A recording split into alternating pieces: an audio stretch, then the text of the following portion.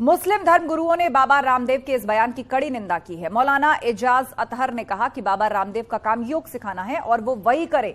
वहीं मौलाना साजिद रशीदी ने बाबा को धर्म का चोला पहनकर पाखंड के बाजार में उतरने जैसा आरोप लगाया।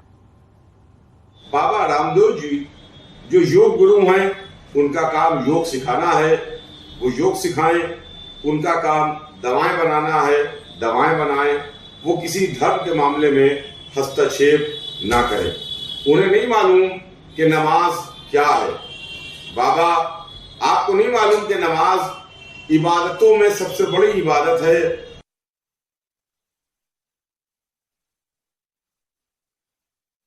यह हिंदू बताने और जताने की कोशिश कर रहे हैं। मैं उनसे कहना चाहता हूं, ये देश लोकतांत्रिक देश है, संविधान से चलता है। ज़रा बात जो है संभल कर और कायदे के मुताबिक करनी चाहिए, नहीं तो अकॉर्डिंग टू संविधान आपके खिलाफ कार्रवाई भी हो सकती है और होनी चाहिए। मुस्लिम धर्मगुरु सूफियान नज़ामी ने बाबा रामदेव के इस बयान पर पलटवार किया। उन्होंने कहा कि बाबा रामदेव जो कर रहे हैं वो किसी संत की भाषा नहीं है, वो राजनेता की तरह बोल रहे हैं। सूफियान नज़ामी ने यह भी कहा कि धर्म संसद में दूसरे धर्म को टारगेट करना सही नहीं है। उन्होंने कहा कि ऐसे धर्म संसद पर प्रतिबंध लगे जो नफरत फैलाते हैं।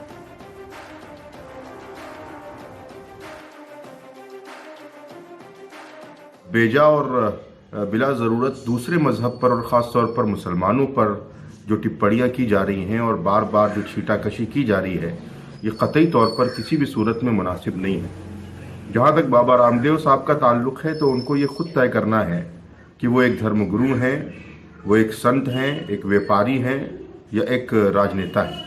क्योंकि जिस तरीके की ज़बान वो इस्तेमाल कर रहे हैं, यकीनी तौर पर वो किसी धार्मिक शख्स की या संत और साधु समाज से ताल्लुक़ रखने वाले शख्स की ज़बान नहीं हो सकती। ये यकीनी तौर पर किसी राजनेता ही की ज़बान हो सकती है।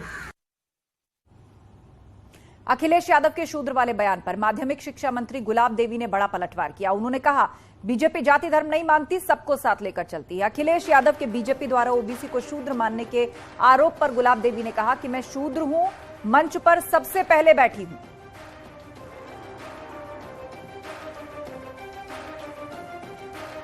मैं शूद्र हूँ और मैं बैठी हुई हूँ मंच पर, और सबसे पहला स्थान मुझे दिया हुआ है पार्टी ने, और हमेशा ही पार्टी मुझे लेके चली है।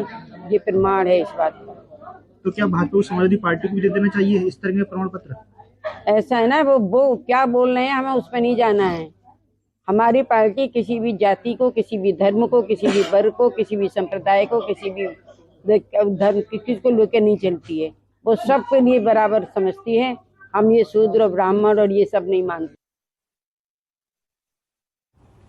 अयोध्या के संतों ने एसपी सांसद एसटी हसन के बयान पर प्रतिक्रिया दी। हनुमानगढ़ी के महंत राजू दास ने कहा, अगर आरएसएस का उद्देश्य बांटने का होता तो आज एसटी हसन यहां पर नहीं रह पाते। वहीं जगत गुरु परमहंस आचार्य ने कहा कि आरएसएस के ऊपर इस तरह की टिप्पणी वर्ग विशेष की पीड़ा है। और जगत गुरु ने यह भी कहा कि 3 तलाक हटाए जाने से एसटी हसन की पीड़ा बढ़ गई है और डर लग रहा है कि कहीं हलाला का सिस्टम भी खत्म ना हो जाए। जगत गुरु ने कहा कि आरएसएस भारतीय संस्कृति को प्रतिष्ठित कर रही है। आपको बता दें कि एसटी हसन ने दत्तात्रेय होस बोले के बयान पर सवाल खड़े किए थे।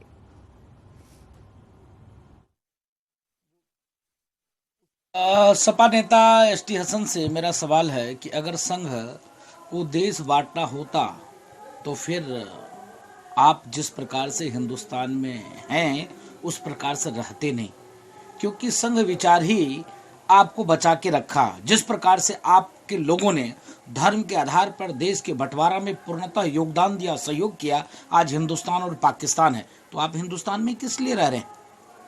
अगर संघ चाहती तो आप नहीं रह पाते, लेकिन आप लोग भाग्यशाली हो कि इस पंथ निरपेक्ष धर्म निरपेक्ष देश में रह रहे हो, जहां पर सबको गले लगाने की बात होती है। सर्वे भवन्तु सुखिनः सर्वे सन्तु निरामयः।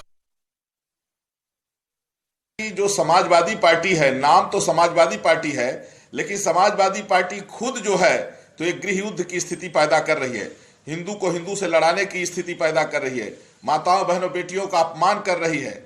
इसलिए जो है एसटी हसन को ये इस बात का भी दुख है कि 3 तलाक जाने से उनको तकलीफ तो है, उनकी पीड़ा है, क्योंकि ट्रिपल तलाक जो बंद हो गया तो इनका जो 3-4 बीवी जो है तो शादी करना, तलाक तलाक तलाक, फिर कर दूसरा, फिर तलाक तलाक, फिर दूसरा। अब इनको डर लग रहा है कि कहीं हलाला वाला सिस्टम न खत्म हो जाए।